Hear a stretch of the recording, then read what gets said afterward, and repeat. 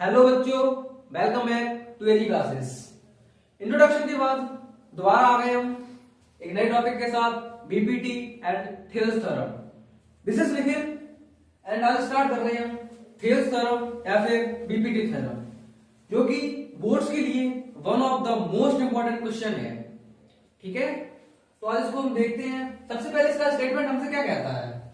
इसका स्टेटमेंट हमसे कहता है if a line is drawn parallel to one side of a triangle, यदि एक लाइन हम पैरेलल करें किसके, ट्राइंगल के एक साइड के, और जो पैरेलल लाइन थी वो अदर टू साइड को इंटरसेक्ट करे, अदर टू साइड पे क्या करे, इंटरसेक्ट करे, तो वो लाइन उन दो साइड्स को सेम रेशियो में कट करता है। ये स्टेटमेंट हमसे कह रहा है। इस थ्योरम को प्रूव करने के लिए हम एक कंस्ट्रक्शन करेंगे। उस कंस्ट्रक्शन क्या होगा? सबसे पहले बी को ई से ज्वाइन करेंगे एंड सी को डी से ज्वाइन करेंगे। ठीक है, क्या करेंगे? बी को ई से ज्वाइन करेंगे, सी को डी से ज्वाइन करेंगे और एक परपेंडिकुलर डालेंगे ई एन किस पे, ए बी पे, और डी एम डालेंगे किस पे, ए सी पे।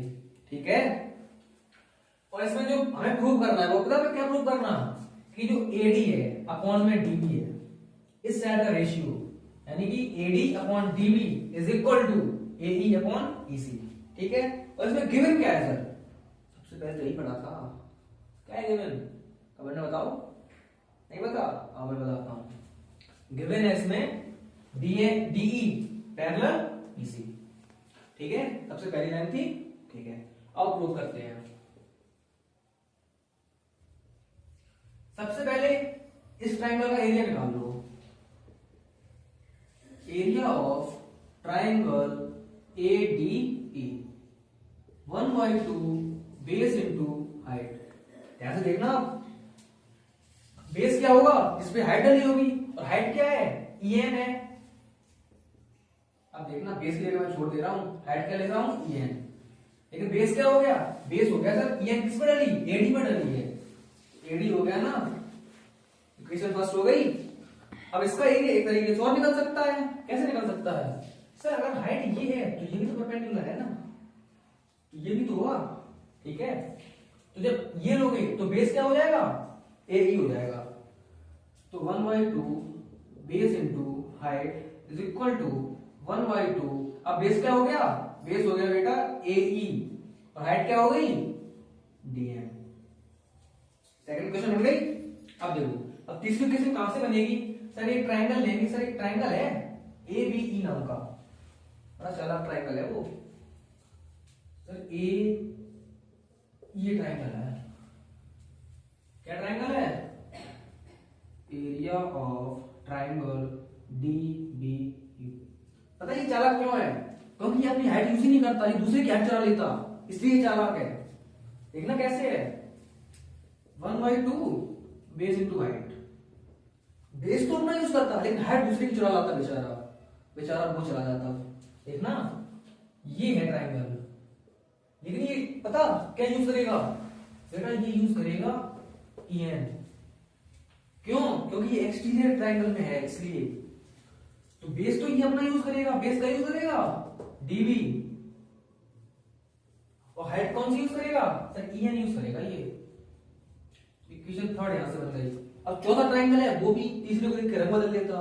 वो कहता तुम चाला हो तो मैं तुमसे सवा से हूं, आओ तुम चुनाओगे, मैं तुमसे दुगनी चुनाऊंगा। ये ट्राइंगल ले लेता है वो लेता है area of triangle DEC 1/2 base into height is equal to 1/2। अब बेस तो ये अपना यूज करता है EC, लेकिन हाइट चुरा लेता है बेचारा। हाइट पता क्या करता? हाइट यार इसलिए उठा लाता है, ये वाली DM आ गया, फिर से तंग करने आ गया DM, मुझे आ गया DM फिर से तंग करने। ये सब पीछे नहीं छूटता, कहता तुम्हें तो जीने नहीं दूंगा मैं, तुम्हारे पीछे ही लगा रहूंगा मैं। आ गया DM। देखो अब क्या करोगे? अब करेंगे हम डिवाइड। कौन से का सर? पहले मैं इक्वेशन फर्स्ट ही ले लेता हूं, इक्वेशन फर्स्ट ले लेता हूं। अब इक्वेशन फर्स्ट में कौन से पे डिवाइड दूं? सर एक चीज दिख रहा है मुझे कि ये इसमें भी है, ये इसमें भी है, काट दूंगा कट जाएगा, आराम से गायब हो जाएगा वो। तो थर्ड में दे दूं, दे दिया मैंने। अब देखो अब क्या करूंगा, अब मैं दोबारा काट दूंगा किसका, ठीक है ना, ये तो बेचारी और खत्म हो गई। अब दूसरी इक्वेशन ले लेता हूँ। अब मैं क्या लेता हूँ, पहला ले ली, तीसरा ले ली, दूसरा चौथा ले लेता हूँ। इक्वेशन सेकंड और इक्वेशन फोर्थ, ठीक है। देखो इसको यहां करते हैं, करूं तो देखना ध्यान से। Area of triangle ADE divide by area of triangle कौन सा थी, थर्ड, यानी कि area of triangle DBA is equal to 1/2 AD upon EN upon 1/2 DB into EN।